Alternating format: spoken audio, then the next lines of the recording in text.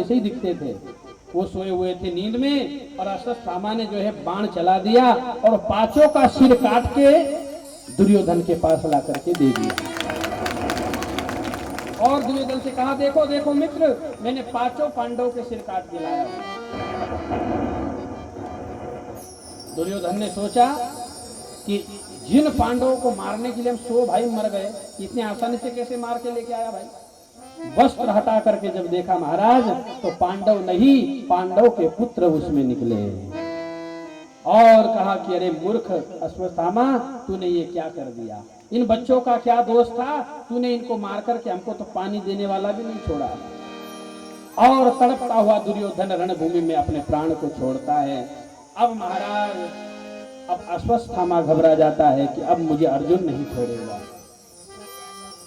और जब इधर द्रौपदी माता को जब पता चला, सुबह हुई, द्रौपदी बिलखते हुए रो रही है, धड़ से सिर अलग हो गया। क्या भाव है, द्रौपदी माता रो रही है, आंसू बहा रही है। दुर्योधन तो मारा गया। अर्जुन ने कहा कि देवी रो मत, जिस किसी हत्यारे ने तुम्हारे बच्चों को मारा है छोड़ूंगा नहीं उसे। और अर्जुन भगवान के साथ रथ पर बैठ करके अश्वत्थामा को पकड़ने के लिए निकल पड़े। आगे आगे अश्वत्थामा, पीछे पीछे भगवान का रथ। अश्वत्थामा ने ब्रह्मास्त्र का प्रयोग कर दिया, भगवान ने उसे भी शांत करवाया और अश्वत्थामा को पकड़ करके बांध करके रस्सी में ला करके द्रौपदी के सामने पटक दिया। लो द्रौपदी, यही तुम्हारे बच्चों का हत्यारा है। पर द्रौपदी माता ने कहा कि मुच्यता मुच्यता, छोड़ दो इन्हें, मुझे नहीं मारना है इसे। अर्जुन ने कहा कि तुम अभी तो रो रही थी और अभी दया की मूर्ति बन गई हो। बोले महाराज, इसको मारने से मेरे बच्चे तो वापस नहीं आ जाएंगे, इसकी भी तो कोई माँ होगी। देखो माँ की ममता कैसी होती है मेरे भाई। अगर तुम्हारे बच्चों को अगर कोई एक चाटा भी लगा दे तो तुम शेरनी बन जाती हो। यहाँ तो 5-5 बच्चों को सिर काट दिया, फिर भी क्या कह रही है द्रौपदी, छोड़ दो इसे, मुच्यताम मुच्यताम, नहीं मारना मुझे इसे, क्योंकि इसकी भी कोई माँ होगी। अगर मैं इसे मार दूंगी तो फिर वो भी तो रोएगी, इसलिए छोड़ दो इसे, नाथ छोड़ दो इसे। लबों पे उसकी कभी बद्दुआ नहीं होती।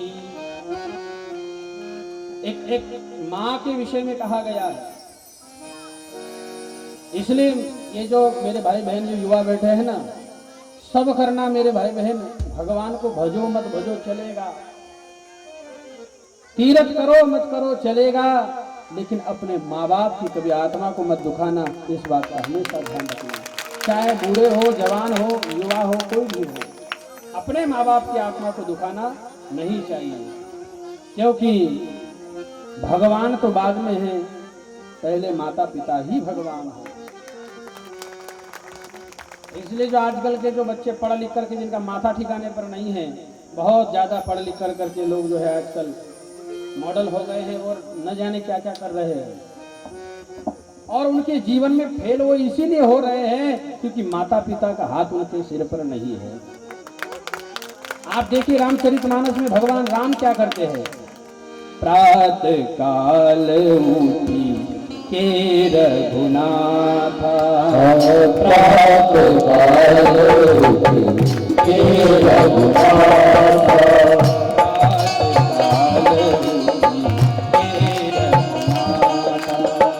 प्रातः काल उठी के रघुनाथ, माता पिता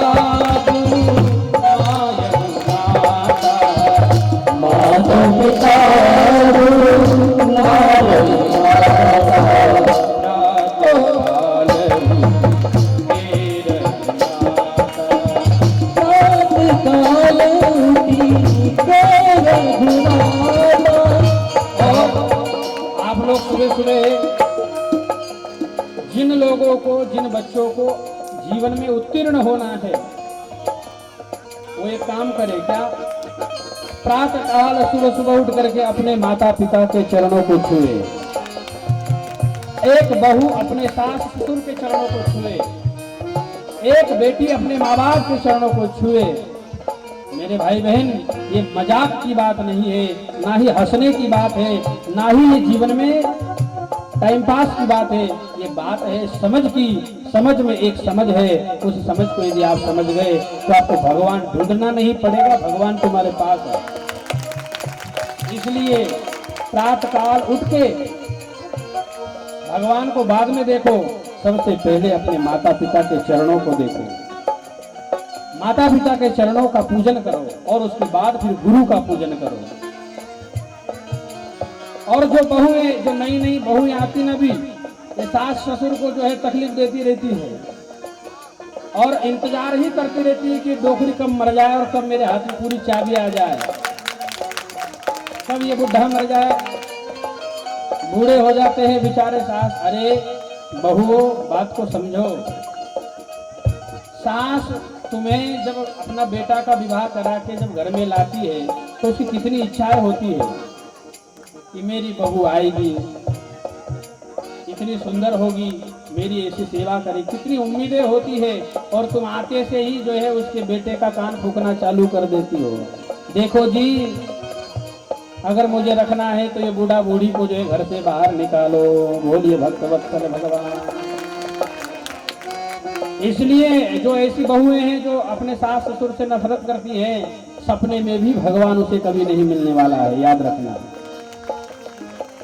और ये जो बच्चे हैं, युवा है, आप अपने माता पिता के चरणों को पहले, हमारे भोला भाई की एक बात मुझे बड़ी प्यारी लगती है, वो अपने माँ के प्रति बड़े अग्रसर है। मैं हमेशा उनको कुछ ना कुछ बातों से परीक्षा लेते रहता हूँ। वो कहते हैं बापूजी, जब तक माँ है तभी तक सच्ची दौलत है। जीवन में सच्चे हीरो तो माँ बाप ही है। जो तुम स्टेटस लगाते हो ना प्यारे, ये तो सब अचड़ा कचड़ा खाने वाले हीरो है। सब हीरो हो जाएंगे कोई भरोसा नहीं है, लेकिन हमारे जिंदगी के पिक्चर में सच्चे माँ बाप ही हमारे हीरो है। इसलिए जो है माँ बाप की कद्र करो, उनकी सेवा। जिनके कच्चे कान होते हैं वो जल्दी माँ बाप को छोड़ दो। इसलिए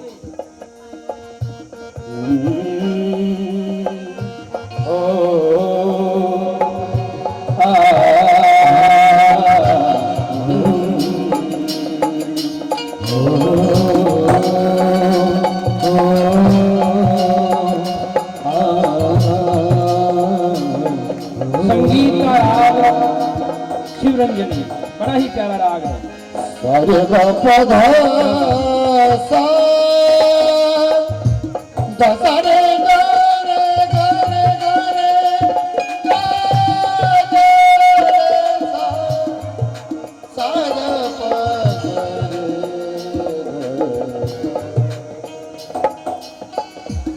तो जन्मी जन्मे तो ऐसो जन्मे खेदा केसो नहीं तो रे बाजनी मत गवावे।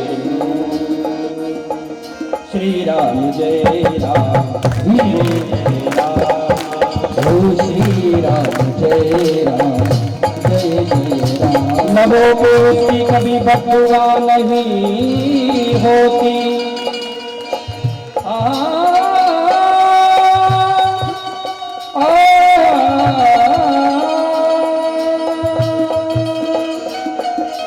नवों की कभी बदुआ नहीं होती।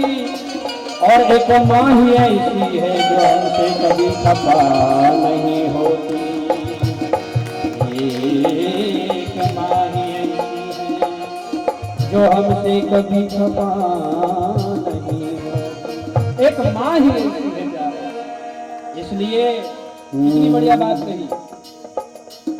डॉक्टर इंजीनियर को तो बहुत पैदा कर देते हैं हम लोग, है दुनिया भर के कलेक्टर, और जो है ज्यादा से ज्यादा क्या बनाओगे आप अपने बच्चों को। लेकिन एकाध कोई ऐसा विवेकानंद पैदा कर दो, एकाध कोई ऐसा रामकृष्ण जैसा पैदा कर दो जो पूरे भारत का नक्शा बदल दे, पूरे विश्व का नक्शा बदल दे।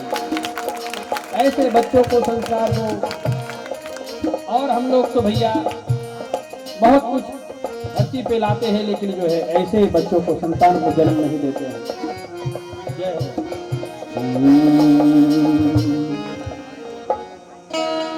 माता है जन्मदाता, रिश्ता न भूल जाना। माता है जन्मदाता, रिश्ता न भूल जाना, रिश्ता न भूल जाना। माता है जन्मदाता, रिश्ता न भूल जाना। माता है जन्मदाता, रिश्ता न भूल जाना। माता है जन्मदाता, रिश्ता न भूल जाना। रिश्ता न भूल जाना।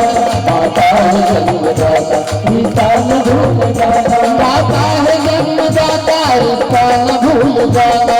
माता है जन्मदाता, रिश्ता न भूल जाना। रिश्ता न भूल जाना। पत्नी के मोह में तू, पत्नी के मोह में तू, पत्नी के मोह में तू ममता न भूल जाना। पत्नी के मोह में तू ममता न भूल जाना। पत्नी के मोह में तू ममता न भूल जाना।